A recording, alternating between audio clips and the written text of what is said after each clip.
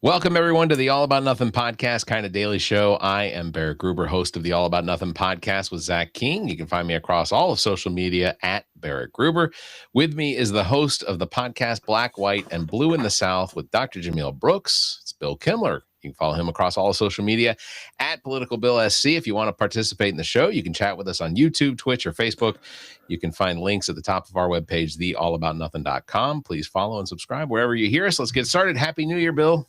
Happy New Year. And I got to thank you for the shout out you gave Black, White, and Blue in the South in your latest episode of the All About Nothing. I loved your interview, but then you started talking about gubernatorial candidate Dr. Jermaine Johnson. Yeah. And the first thing out of your mouth was he had an awesome interview with the Breakfast Club and Charlemagne the God. And that was just great. And I'm sitting there cursing you. I'm going, that son of a gun. And then before I finished the curse, you pivoted directly to Black, White, and Blue in the South and went on for another 30 seconds about how good of an unscripted, unrehearsed interview that was compared to something that was more polished with, the Breakfast Club. So I appreciated the goodwill there, and I was back to loving you and hating you all within the same minute. That's fair. Very kind of you.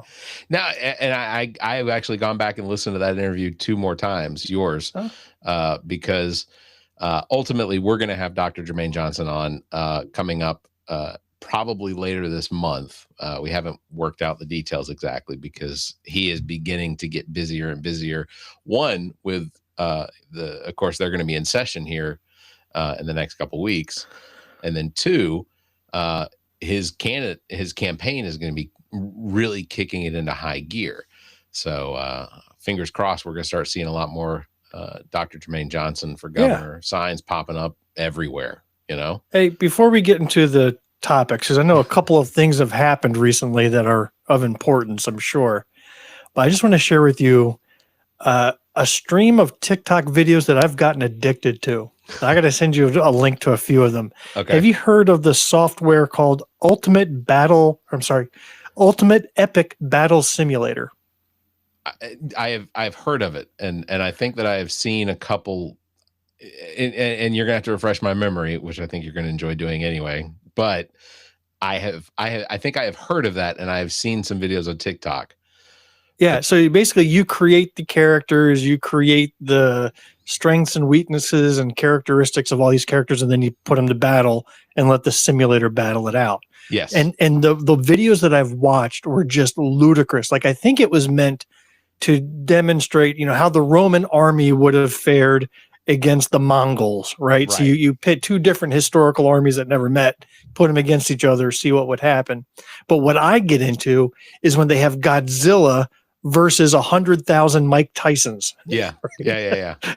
And they just battle it out. And I am absolutely riveted by these videos because of the scenarios they come up with. You have the Avengers versus a million Chuck Norrises, Yeah. The one the Chuck Norris thing is completely just not realistic whatsoever. But I think I watched it was like 100 or 1 million Kermit frogs versus the Avengers.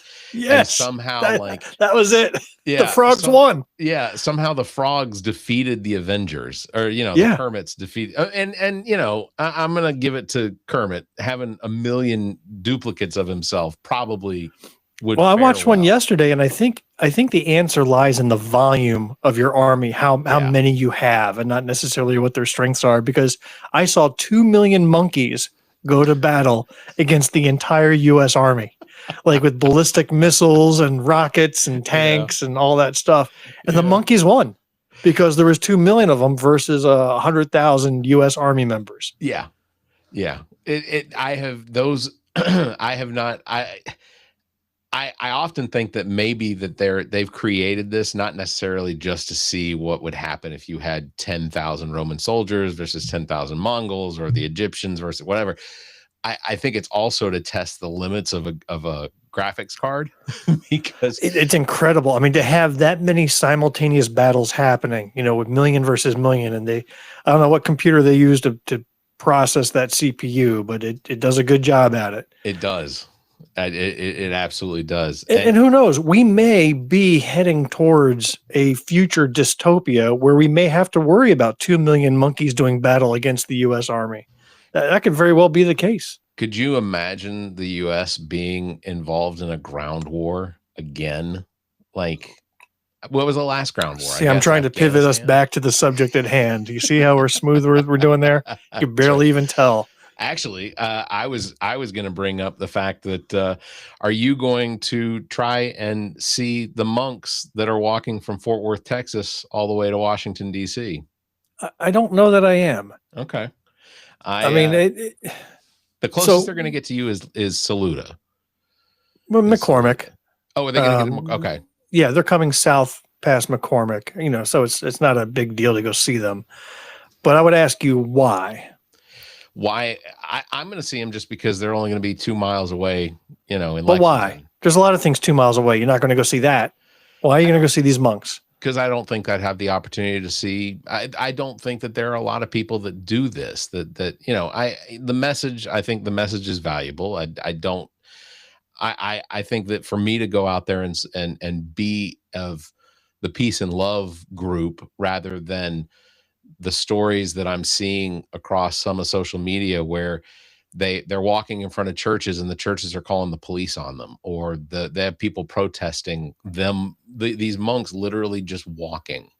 One of the monks got run over by a car. Did you see that? I did.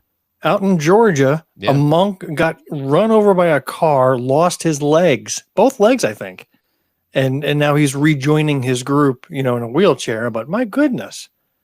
I don't understand So what are you going to go? You're going to go to defend them? Is that what you're going to do? I'm going to be on the lookout for an evil church guy yelling at them. You're going to yell back? I might. That'd be great. Seeing riots break out up and down the street as the peaceful monks walk by. That's good. Okay. They're really having a good effect. They're really calming and unifying this nation. Yeah. Good for them. I say let them walk. I mean, walking's good. They're monks. It's what they do. But do I feel like they're going to have one iota of a difference made in this country today? No. I got to take the view that no, they're going to end up in Washington. They're going to say some speeches.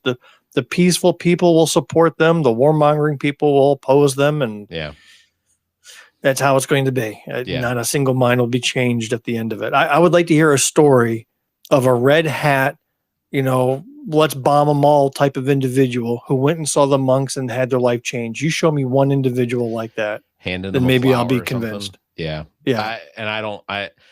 Those optics, I don't think we're going to get just based on the path that they have taken from Texas through Louisiana, Mississippi, Alabama, and now Georgia. They're just to the west of Augusta, I think, walking towards their next rest stop.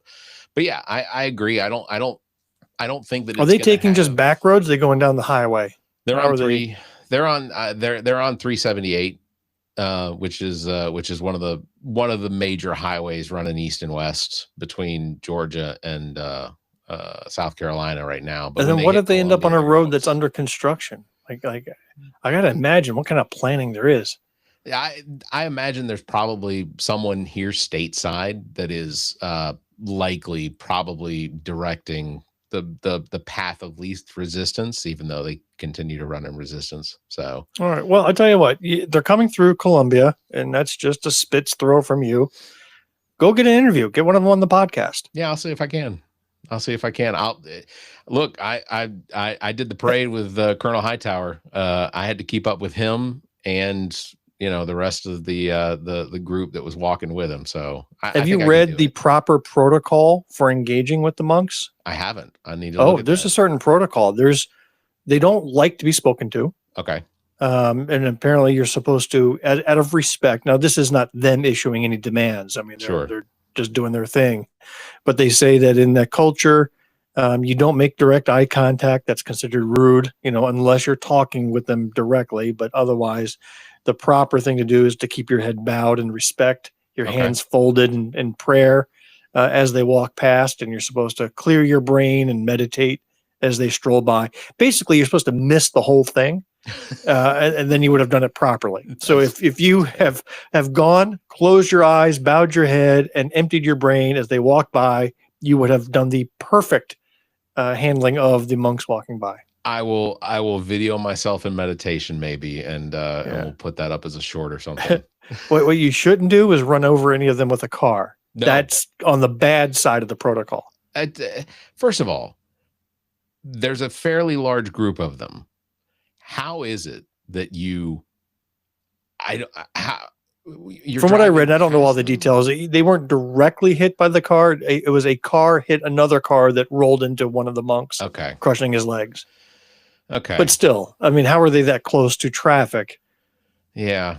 I don't know. That to me, that strikes as just the normal, the likelihood that I'm going to be stepping out of my car at the grocery store and somebody not pay attention and pin me between my car and their front bumper, Well, let's be honest. Every time you sit in the driver's seat, you feel pinned, don't you? A little bit. Yeah.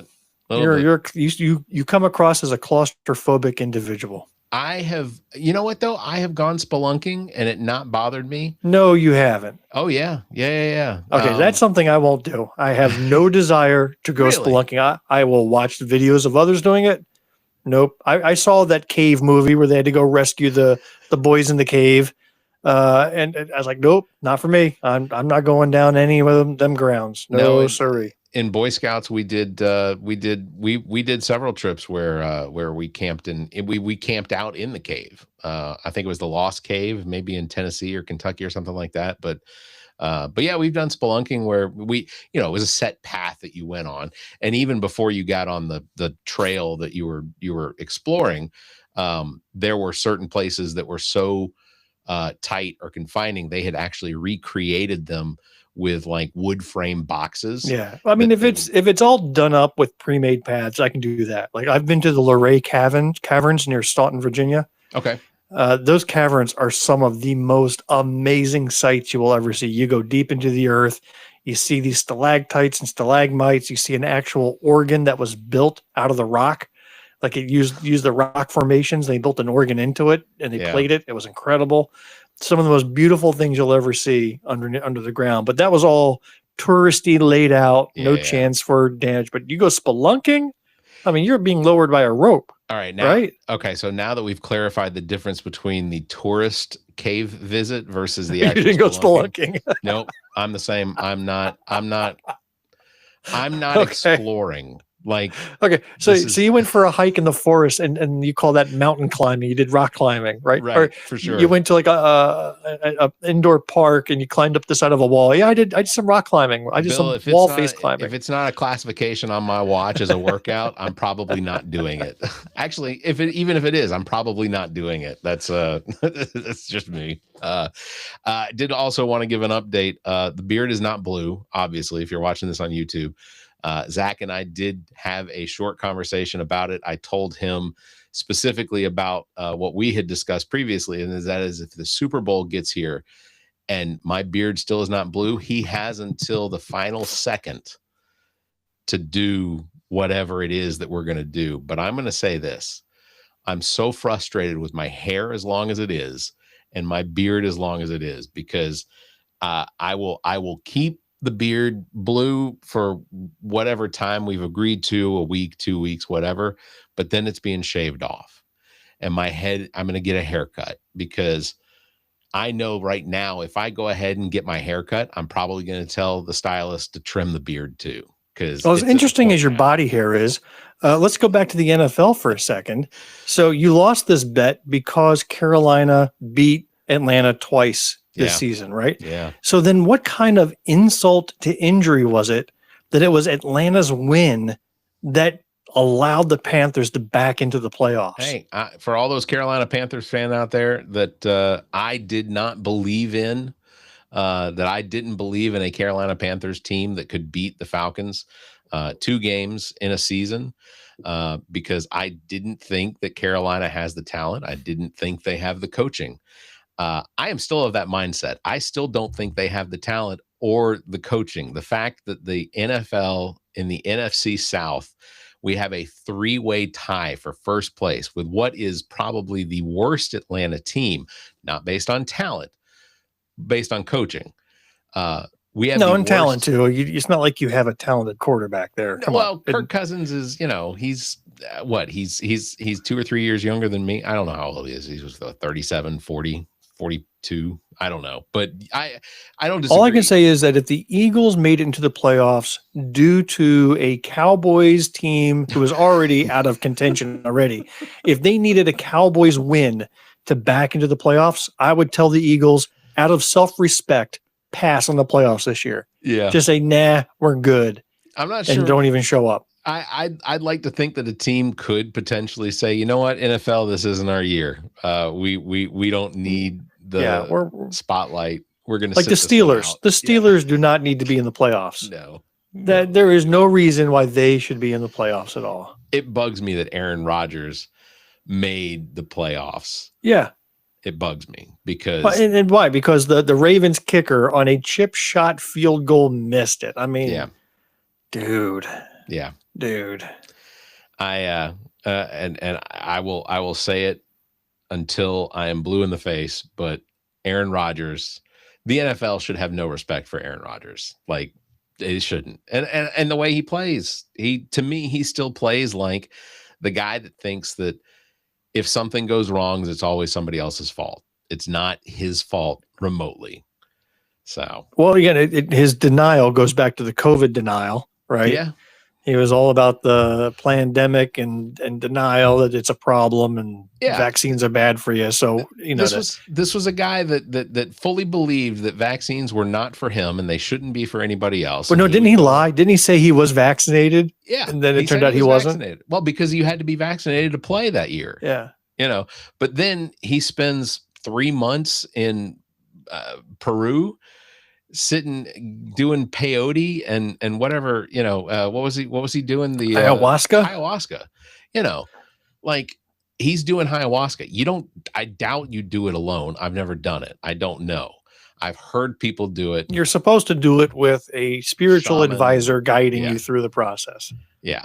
But the symptoms of someone who is doing ayahuasca, which would make for a good episode, by the way. I don't disagree. If you know what, if you can find somebody locally, I will come out to your place. I'll crash for the night, and you and I can be led on a spiritual ayahuasca quest. All right, I will. All right, that is something I could potentially find. So I'm there. Okay, I'm there.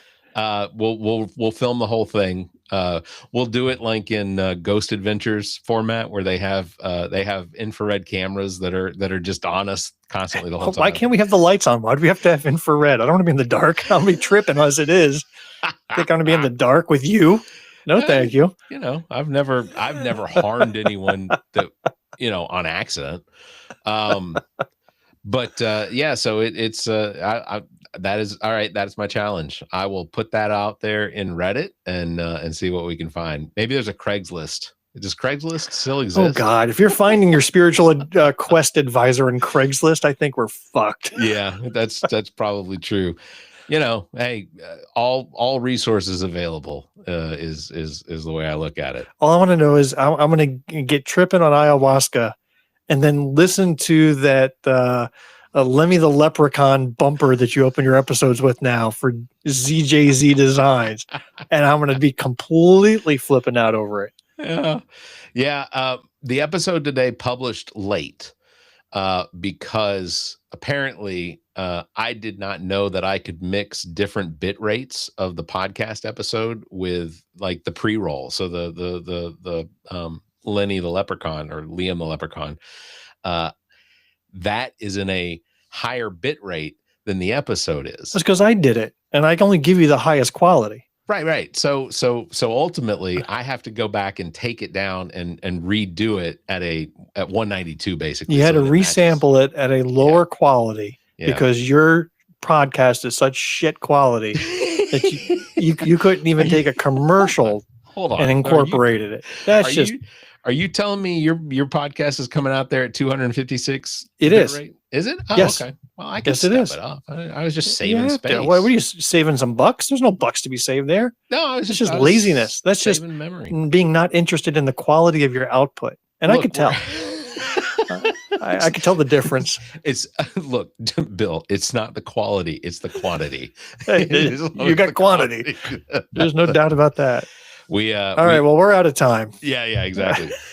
We did actually step into season 9 of the All About Nothing podcast. Congrats. This is the 9th season, and we are fast approaching our 300th episode is going to be coming up here probably in March. I think is I don't think we have anything special planned for it. You know what you should do, since I'm full of great ideas today. Yeah. 300 is a special number. What does 300 normally come up as? It was that movie with No, not okay. So there's a movie you can have a Spartan themed show where you're dressed with the painted on abs, right? We can all paint our abs on and be all bronzed up like the movie 300. I was thinking something more practical that you're involved in once a week. Once a week.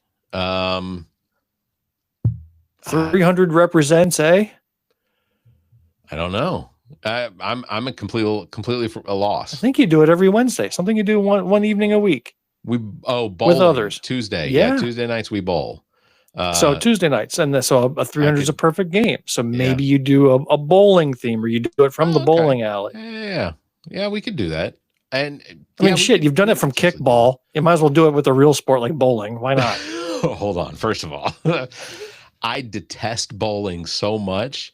Oh, do you really? Why do you do it every Tuesday then? Because I have friends that if I don't come out of the house once a week, then they begin to think that there's something wrong with me. So I have to keep up the act. I go to bowl. Well, coming out of the house and showing up in person is the most sure way of knowing there's something wrong with you. Yeah, that's probably true. That's probably true. Then they get a first out of sight, out of mind. But yeah, we have talked about doing an episode. The problem with doing an episode at Lucky Strike in Casey, which I'll give a ding there. The problem with doing that is it is so loud in there, and I don't think any amount of noise canceling would cut out. And I feel like I'd probably have to have at least like some sort of an aerial mic or a boom mic to get the quality of the strikes and whatnot. Maybe I could I'm sure you can talk to the other patrons to be quiet for a little bit while you do a recording. Yeah. Or at least do like a 5-minute pause in between throwing the ball down the lane. I'm sure they would perfectly be happy to accommodate you. There's a lot of beer and liquor sold. Or you could just rent the facility out, make it a private event. That's true. Well, I mean, all the money you've collected from your Patreon. I mean, shit. I mean, you could rent out that facility. We keep talking about that. You were just telling me how with your LLC, you have to spend the money to keep the brand. So there you go. I do. It's a great way to spend money. Drop a couple grand at the bowling alley. You're not wrong. Hey, Randy Quaid is going to be back at the Coastal Comic Con. Your best friend. Yeah. So it'll be another event where I will probably not get an interview with him, because in order to get an interview with him, it has to be his wife asking the questions. That is just how he rolls. Can you dress up as his wife and fool him into thinking that you're Mrs. Quaid? No. I tried to give it some serious consideration. If you were high on ayahuasca, thinking you were Mrs. Quaid, I bet you could pull it off. Maybe I could talk Randy Quaid into doing a night of ayahuasca. Shit, if he doesn't have it in his front pocket, I'd be disappointed. I don't even know what it is. I'm going to research that. I think that'd be a lot of fun. Speaking of South America and ayahuasca, I guess, for the last couple of minutes, I want to preface this by saying that Maduro is not a good guy. All right, stop. Why do we have to preface this? You are falling into the messaging that everybody else has to. In fact, I belong to some Democratic messaging groups, and they said, here's the message and how to construct it. Oh, really? And you have to start it off with saying, we don't support Maduro. He's a bad guy. Yet at the same time, what Trump is doing is wrong too.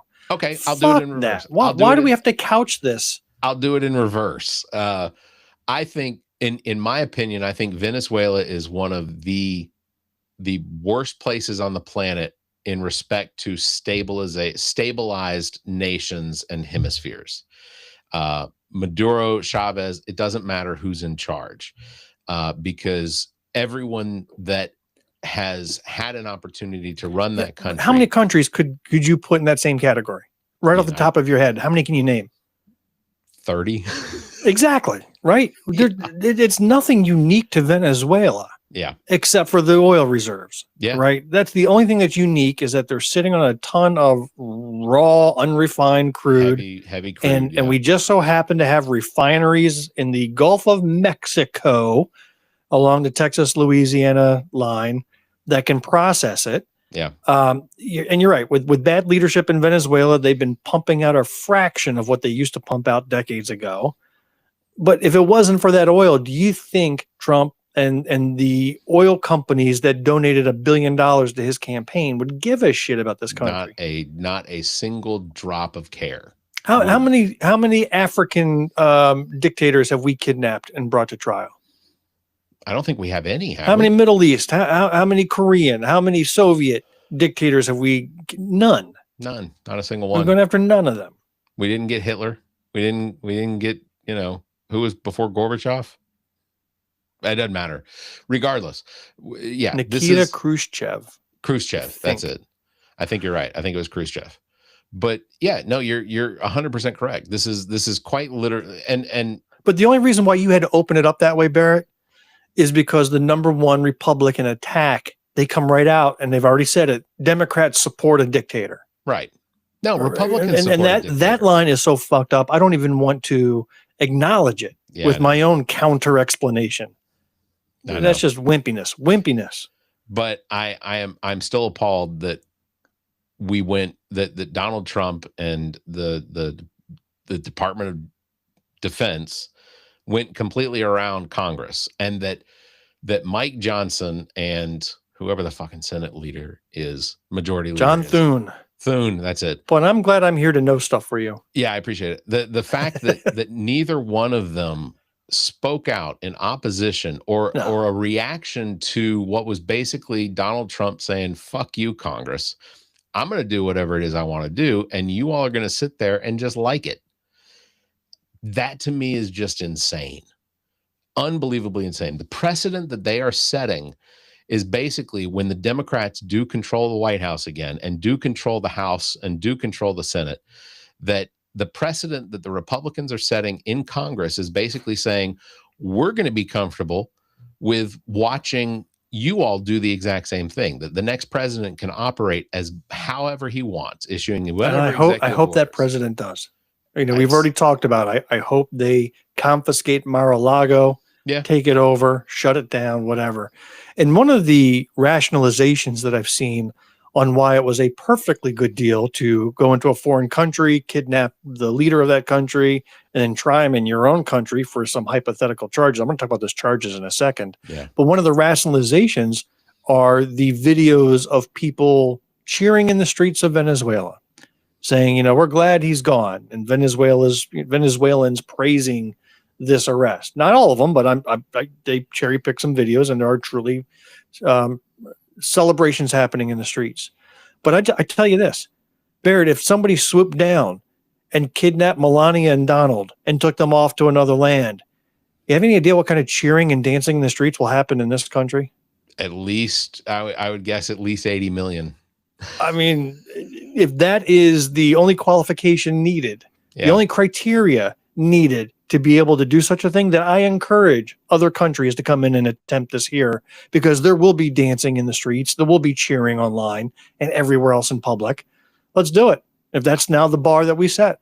I liked the president of Ukraine's response to oh, they can do that now. One more time, Yeah. Of course. So the charges. Yeah. So this Department of Justice has filed charges in New York. How does that work? How does the Department of Justice? Okay, so I'm sorry, it was the Department of Justice. For some reason in my head, I was thinking Department of Defense. Anyway, go ahead. Sorry. Yeah. So the Department of Justice. Now let's talk about their track record on indicting people and getting it through. You know of a guy named James Comey? Yeah. 0 for 2 on Comey. Yeah. Well, who's the other one? Letitia James. They've tried to go after 3 times. 0 for 3. Yeah. Right. This isn't a Department of Justice that's got even a pair of marbles rolling around in their head. Yeah. I would not be surprised if if they couldn't get a grand jury to indict Maduro based on any evidence they have. Yeah, I completely agree. And yet every Republican has lined up saying he is a narco-terrorist. Okay. Whatever that means. Narco-terrorism. Right? Listen, I think, just roll back 1 year. Back 1 year. Find me one Republican, including Trump himself, who was crying about Venezuela sending drugs in this country. None. Zero. Right? Yeah. They were crying about China sending it through Mexico. Right? There was no worry about Venezuela sending stuff up our way. Well, and the fact is still that there is no fentanyl. And when I say no, it is incredibly small amount if it exists at all. There is no fentanyl coming out of Venezuela and going anywhere. The only thing that comes out of Venezuela, according to the DEA, and this is Trump's DEA, is marijuana and cocaine. And the marijuana and cocaine, out of 1,000 samples taken, the cocaine has almost zero trace to Venezuela. So Venezuela is not sending its cocaine here. This is based on Trump's DEA, that the testing that's been done on confiscated cocaine has not come out of Venezuela. The marijuana is a little harder to test, but the likelihood is that marijuana isn't arriving in the United States from Venezuela. If you want to just stop the demand, I mean, forget about worrying about the supply. You cut the demand off, you have no supply. Legalize it. Start with Donald Trump Jr. and his nose. Yeah. You can cut half the supply or the demand right there. 100% agree.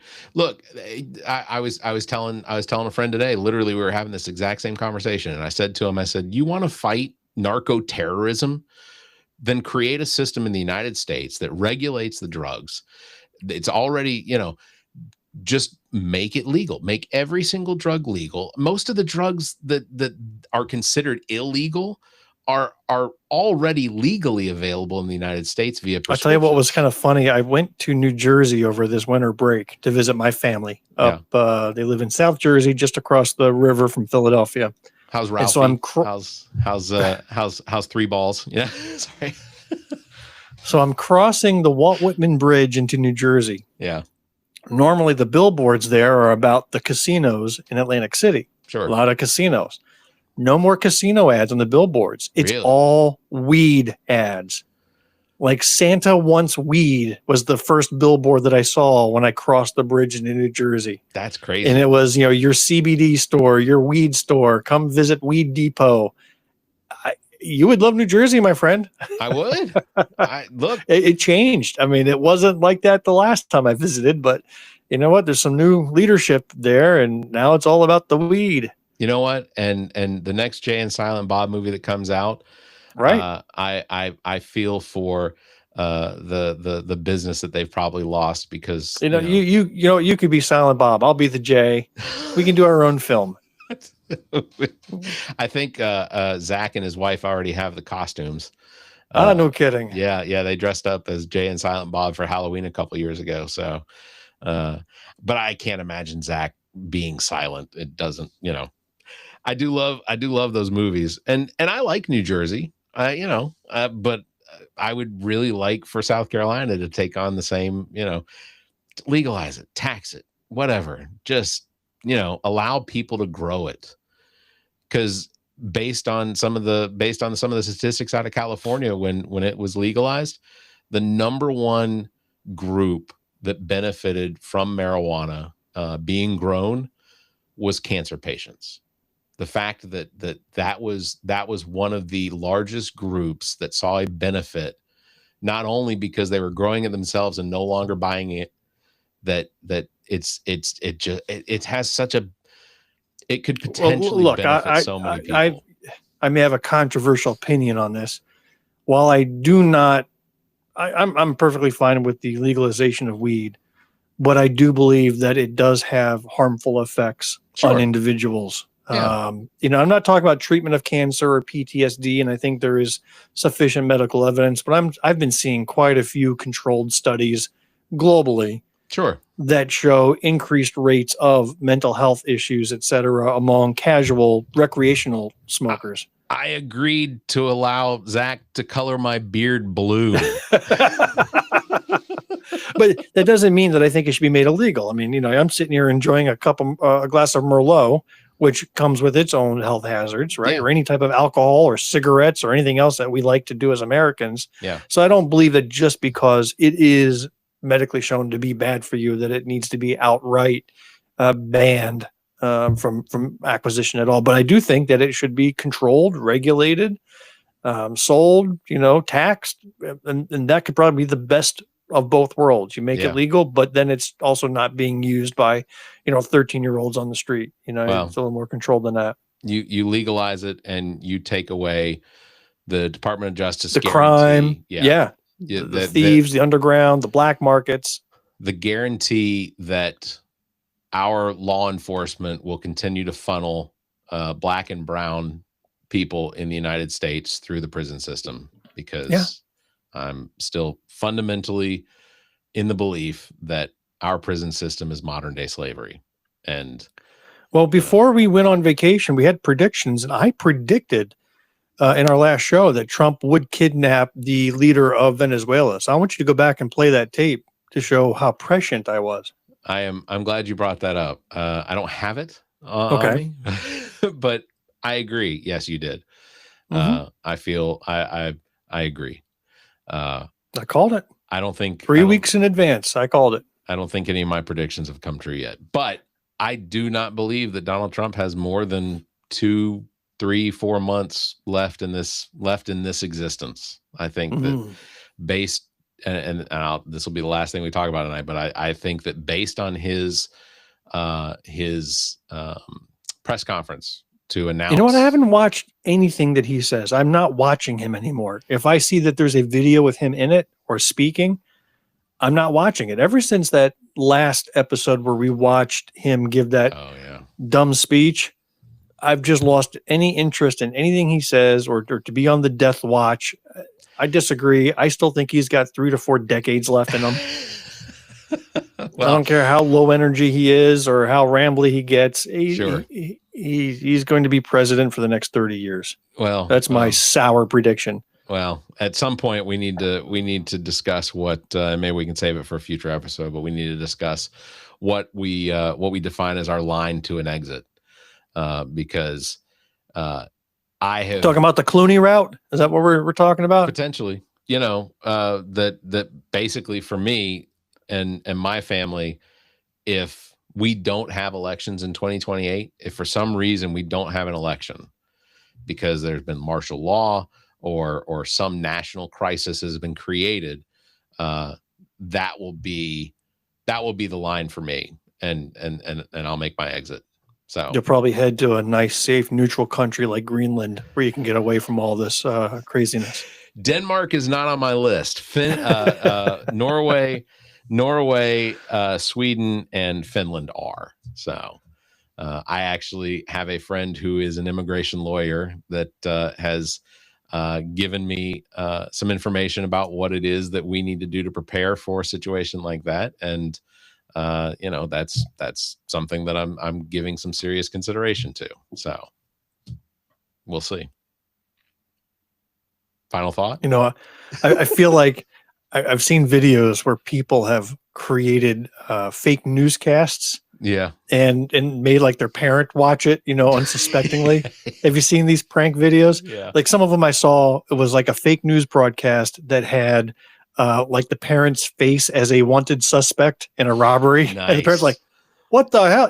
And others, one was, it was a natural disaster, like asteroids are about to hit Earth. And it was very realistic looking. And the wife is just running around the house trying to call her family and like, Mom, what are you doing? Can't you see this is the end of the world? We have to go. Hey, freaking out. Speaking of that, Greenland 2 comes out Friday. So Greenland was an amazing movie. It was a fantastic movie. This weekend, I wound up watching several Gerard Butler movies, including Olympus. Why would you watch several Gerard Butler movies? Is this Gerard Butler weekend? What is this? Look, it was TBS. You got a man crush? What's the deal? I do like Gerard Butler. You brought up 300, right? That's how you started this episode.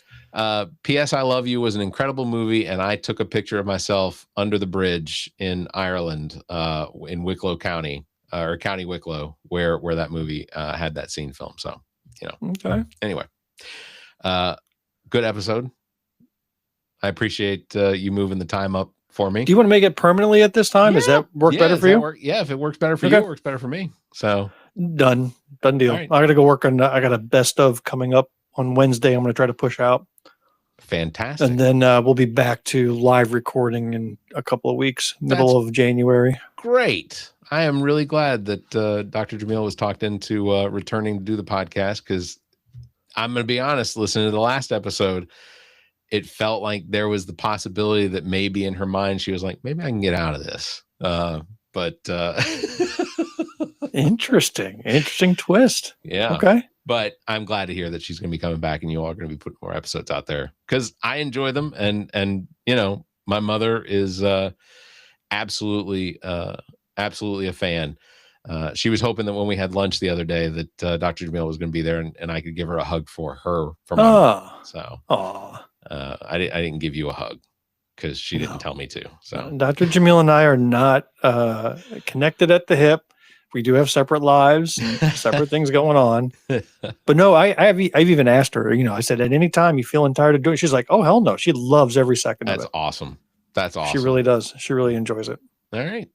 Well, I guess on that bombshell, we'll wrap it up. Big thanks to everybody for watching. Thanks for listening. Don't forget, you can follow Bill at politicalbillsc and myself at Barrett Gruber. Thank you for liking and hitting that bell. And if you can, give us a 5-star review and leave a comment. Until next time, you all stay safe, be kind, and keep your hands to yourself. There you go.